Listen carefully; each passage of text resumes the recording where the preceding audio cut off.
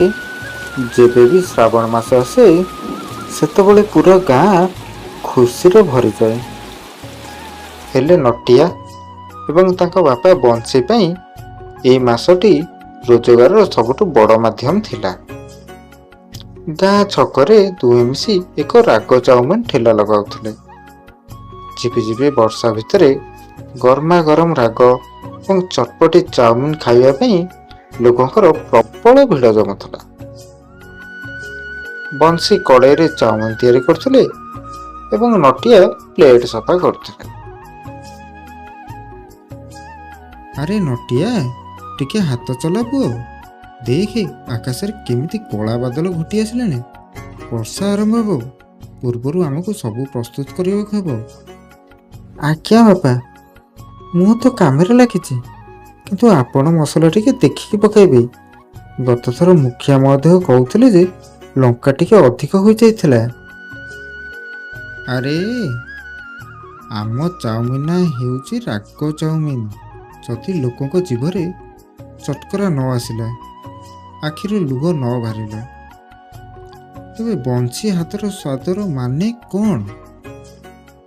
ଏଇ ଦେଖ, ଏବେ ଏଥିରେ ଯିବ ମୋର ସ୍ପେଶାଲ ସିକ୍ରେଟ ମସଲା।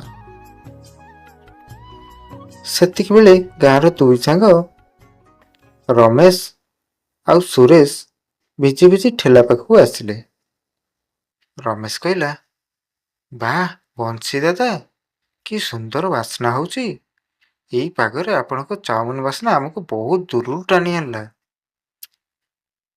ହଁ ଦାଦା, 2 ପ୍ଲେଟ୍ ଏକଦମ ଚଟପଟି ଏବଂ ରାଗ ଚାଉମିନ ବନେଇ ଦିଅନ୍ତୁ। ଆଜି ଯେମିତି ଖାଇକି ମଜା ଆସିଯିବ। ହଠାତ୍ ଜୋରରେ ପବନ ସହ ବଡ଼ ବଡ଼ ବର୍ଷା ଟୋପା ପଡ଼ିବାକୁ ଲାଗିଲା। ଠେଲା ଉପରେ ଲାଗିଥିବା ପାଲାଟି ପବନରେ ଉଡ଼ିବାକୁ ଲାଗିଲା, କିନ୍ତୁ ଗ୍ରାହକମାନଙ୍କର ଭିଡ଼ କମିଲା ନାହିଁ।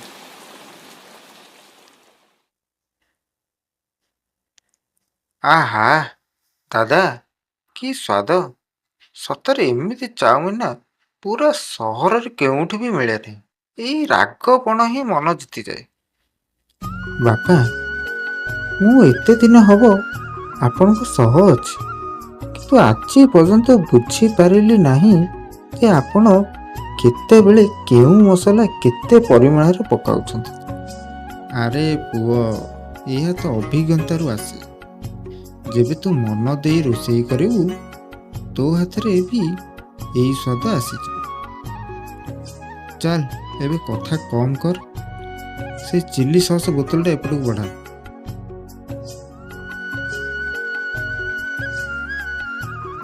ରାତି ବଢ଼ିବା ସହ ବର୍ଷା ମଧ୍ୟ ଜୋର ହେଲା। ଠେଲାରୁ ସବୁ ସାମଗ୍ରୀ ବିକ୍ରି ହୋଇସାରିଥିଲା, କିନ୍ତୁ ବଂଶୀଙ୍କ ଗୋଡ଼ ଥଣ୍ଡାରେ ଥରୁଥିଲା। ତା ପରଦିନ ସକାଳେ ନଟିଆ ଶୋଇ ଭୋରୁ ଉଠି ଦେଖିଲା ଯେ ତାର ବାପା ଏପର୍ଯ୍ୟନ୍ତ ଶୋଇଛନ୍ତି। ଯେମିତିକି ପ୍ରତିଦିନ ଏଇ ସମୟ ସୁଦ୍ଧା ସେ ଦୋକାନ ପାଇଁ ପ୍ରସ୍ତୁତି ଆରମ୍ଭ କରିଦିଅନ୍ତି। ନଟିଆ ତାଙ୍କ ପାଖକୁ ଯାଇ ହାତ ଛୁଇଁବା ମାତ୍ରେ ଚମକି ପଡ଼ିଲା। ବାପାଙ୍କ ଶରୀର ଜୋରରେ ତାତି ଯାଇଥିଲା। ନଟିଆ ଧାଇଁ ଯାଇ ଗାଁ ଡାକ୍ତରକୁ ଡାକି ଆଣିଲା। ବଂଶୀ ପରୀକ୍ଷା କରି କହିଲେ, ନଟିଆ, ତୋ ବାପାକୁ ଥଣ୍ଡା ଲାଗିଯାଇଛି। ବର୍ଷାରେ ଭିଜିବା ଯୋଗୁଁ ତାଙ୍କର ଏଇ ଅବସ୍ଥା ହୋଇଛି। ତାଙ୍କୁ କମ୍ ସେ କମ୍ 2 ସପ୍ତାହ ବିଶ୍ରାମ ଦରକାର। ଚୁଲି ପାଖକୁ ତ ସମ୍ପୂର୍ଣ୍ଣ ଯିବା ମନା। ବଂଶୀ ଚିନ୍ତିତ ହୋଇ କହିଲେ, ହେଲେ ଡାକ୍ତରବାବୁ, ଯଦି ମୁଁ ବସିଯିବି ତେବେ ଆମ ଘର କେମିତି ଚଳିବ? ଆଉ ଶ୍ରାବଣ ମାସ ହିଁ ତ ଆମର ରୋଜଗାର ସମୟ। ବାପା, ଆପଣ ଘରର ଏବଂ ପଇସା କଥା ଜମାରୁ ଚିନ୍ତା କରନ୍ତୁ ନାହିଁ। ଆଜିଠାରୁ ଠେଲା ମୁଁ ସମ୍ଭାଳିବି। ଦ୍ୱିପହର ସମୟରେ ନଟିଆ ଏକାକୀ ଠେଲା ନେଇ ଗାଁ ଛକକୁ ଗଲା। ମନରେ ତାର ଭୟ ଥିଲା।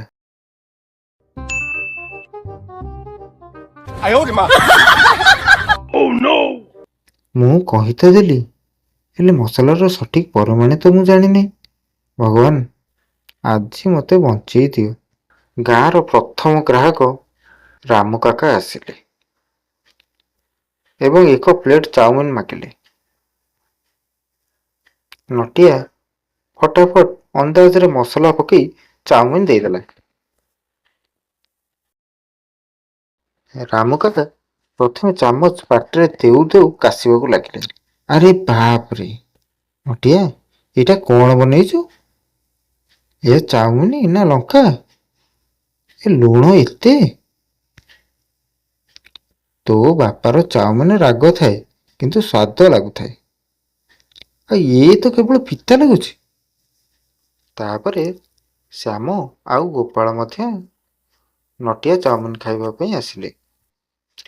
ନଟିଆ ଲଙ୍କା ଲୁଣ ବହୁତ କମ୍ କରି ଚାଉମିନ ବନେଇକି ଦେଲା।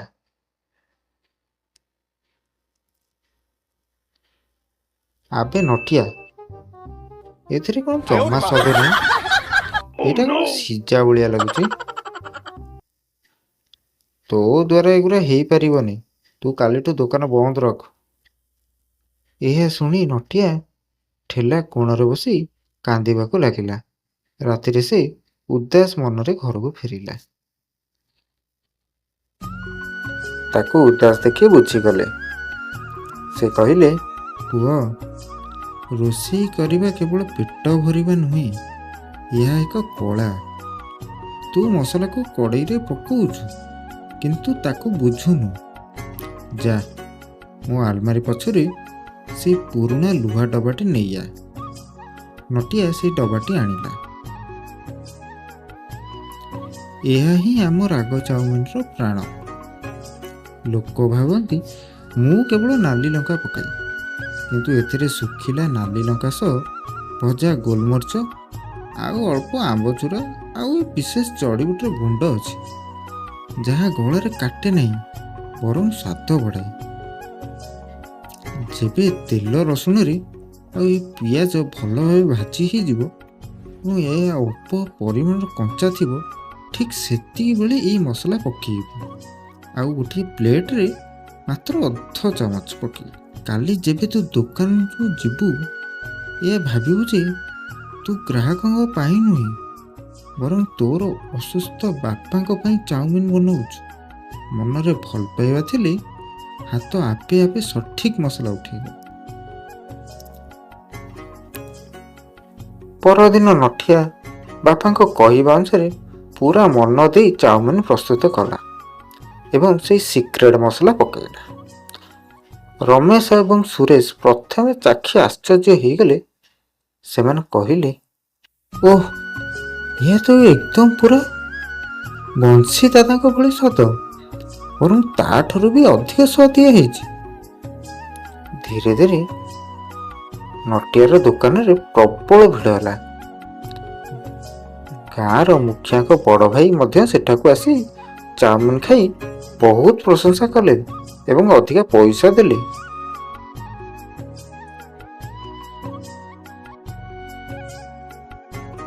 ତା ପରଦିନ ଗାଁର ମୁଖିଆ ଏବଂ ସବୁ ଗ୍ରାହକ ସେଠାରେ ଜମା ହେଲେ, ଆଉ ସମସ୍ତେ ତାର ଚାଉମିନ ଖାଇ ବହୁତ ବାହା କରିଲେ।